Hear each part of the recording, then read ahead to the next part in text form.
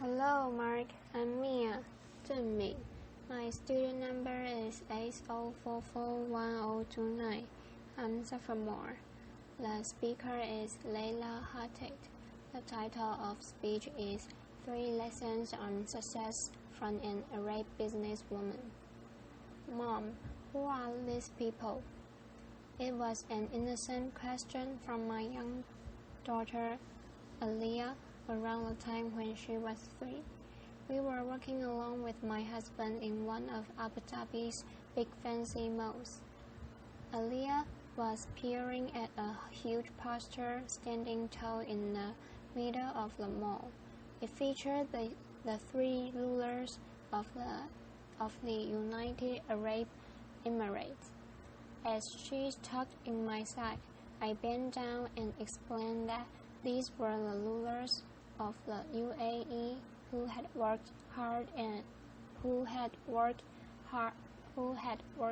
to develop their nation and preserve its unity.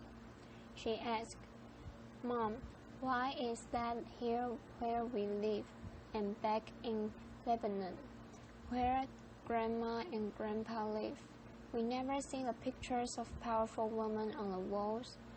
Is it because women are not important?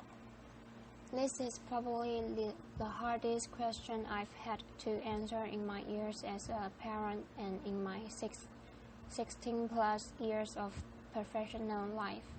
For that matter, I had grown in my hometown in Lebanon, the younger of 2 daughters to a very hardworking pilot and director of operations for the Lebanese airlines, and a super supportive stay-at-home mom and grandma. My father had encouraged my sister and I to pursue our education, even though our culture emphasized at the time that it was sons and not daughters who should be professionally motivated. I was one of very few girls of my generation who left home at 18 to study abroad. My father didn't have a son, and so, in a sense, became his. Fast forward a couple of decades, and I hope I didn't do too badly in making my father proud of his would-be son.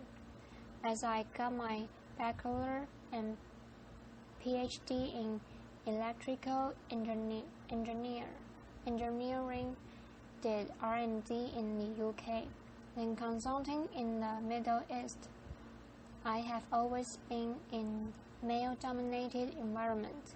Truth be told, I have never found a role model I could truly identify with. My mother's generation wasn't into professional leadership.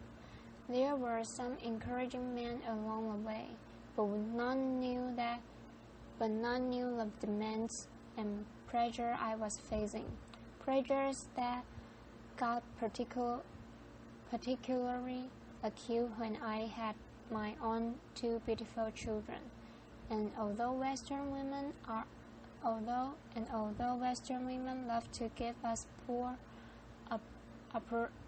appraised Arab women advice, they live different lives with different constraints. So Arab women of my generation have had to become our own role models. We have had to juggle more than Arab men, and we have had to face more cultural rigidity than Western women. As a result, I would like to think that we poor, oppressed women actually have some useful, certainly hard-earned lessons to share, lessons that might turn out useful for anyone wishing to thrive in the modern world. Here are 3 of mine. Convert their shit into your fuel. Laughter. Applause. There is this word that everybody is touting as the key to success. Resilience. Well, that exactly is resilience. And how do you develop it? I believe resilience is simply the ability to transform shade into fuel. In my previous job, well before my current firm, I was working with a man we will call John. I had teamed up with John and was working hard, hoping he would notice how great I was and that he would come to support my case to make partner at the firm. I was, in addition to delivering on my consulting projects, writing passionately on the topic of women economic empowerment. One day I got to present my research to a roomful of MBA students. John was part of the audience, listening for the first time to the details of my study. As I proceeded with my presentation, I could see John in the corner of my eye. He had turned a dark shade of pink and had slid under his chair in apparent shame. I finished my presentation to an applauding audience, and we rushed out and jumped into a car. There he exploded. What you did up there was unacceptable. You are a consultant, not an activist, I said. John, I don't understand. I presented a couple of gender parity indices and some conclusion about the Arab world. Yes, we do happen to be today at the bottom of the index. But what is it that I said or presented that was not factual? To which he replied, the whole premise of your study is wrong. What you are doing is dangerous and will break the social fabric of our society. He paused, then added, when women have children, their place is in the home.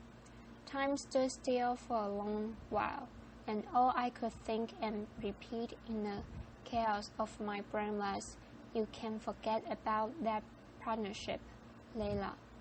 It's just never going to happen. It took me a couple of days to fully absorb this incident and its implications, but once I did, I reached 3 conclusions. 1. That these were his issues, his complexes. There may be many like him in our society, but I would never let their issues become mine. 2. That I needed another sponsor, and fast.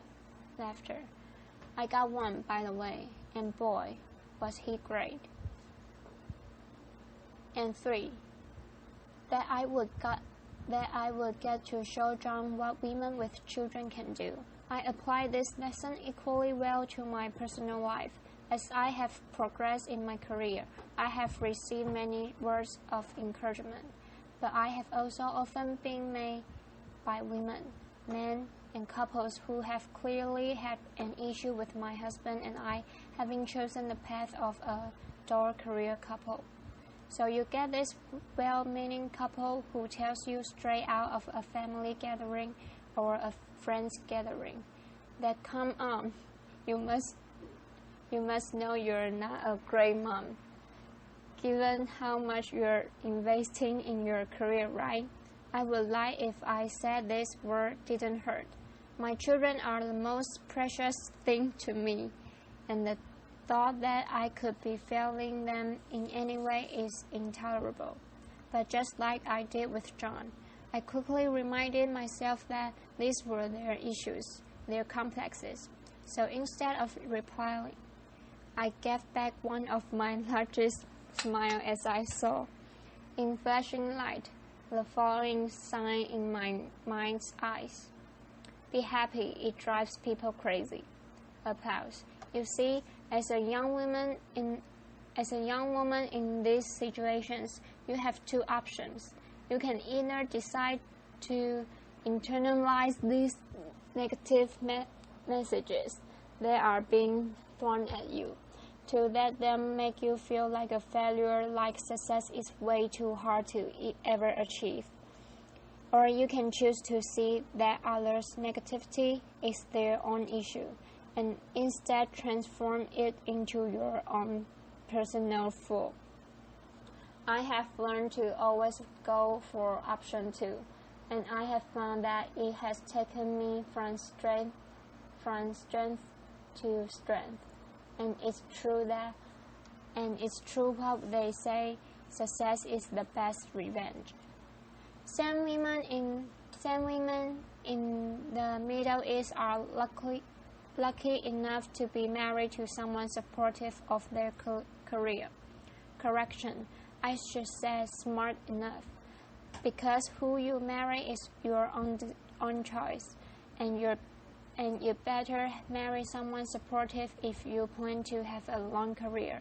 Still today, the Arab man is not an equal contributor in the home.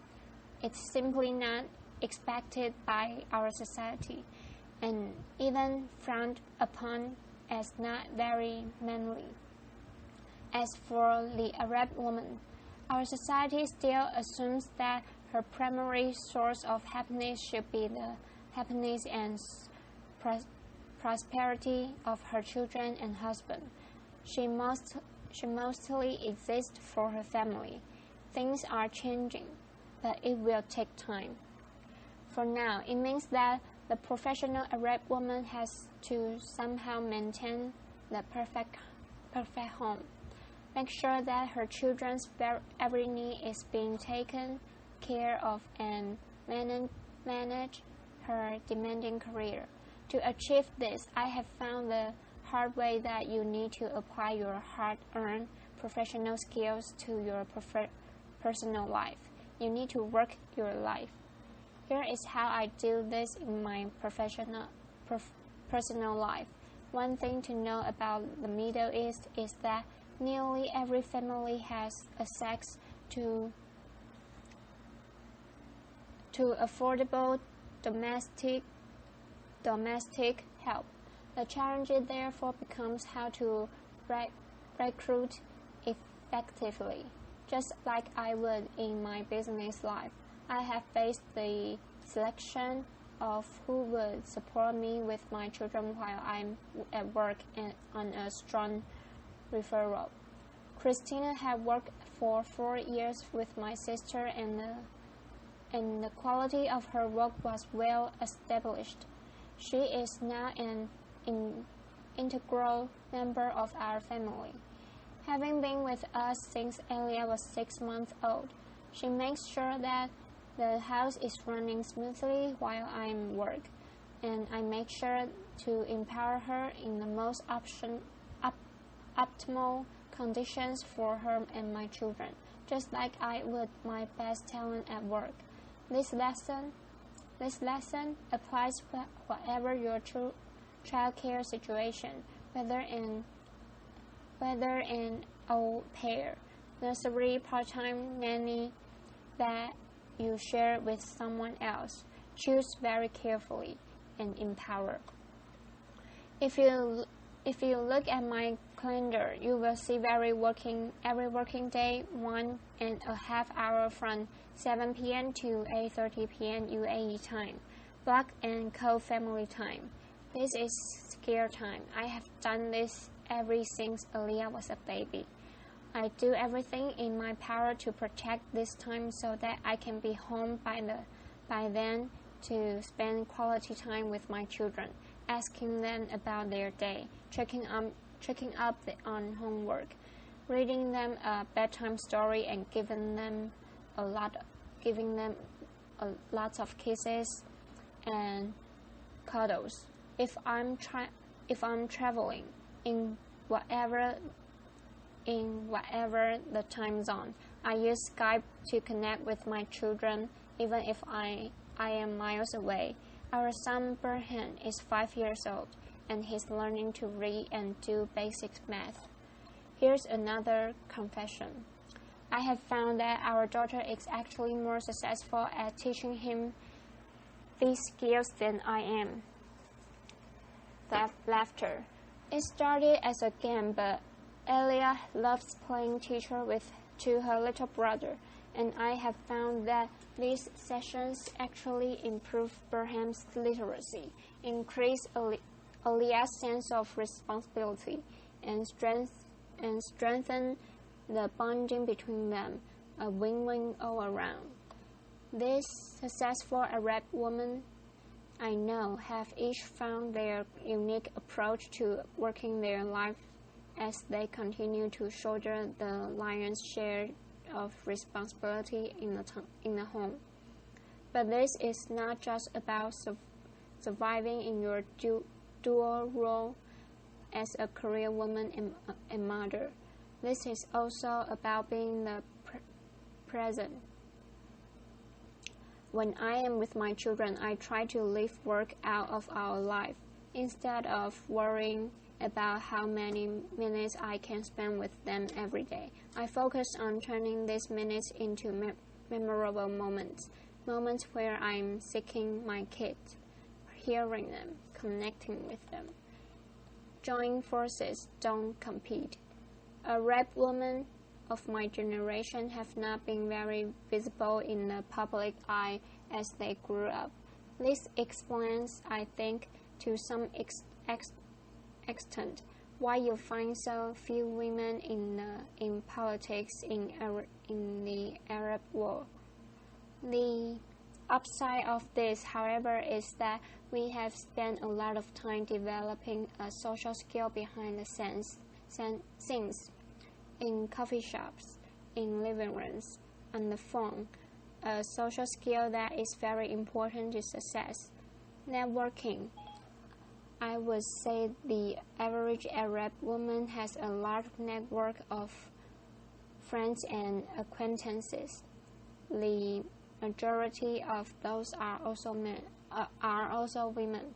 In the West, it seems like ambitious women often compare themselves to other women, hoping to be noticed as the most successful woman in the room.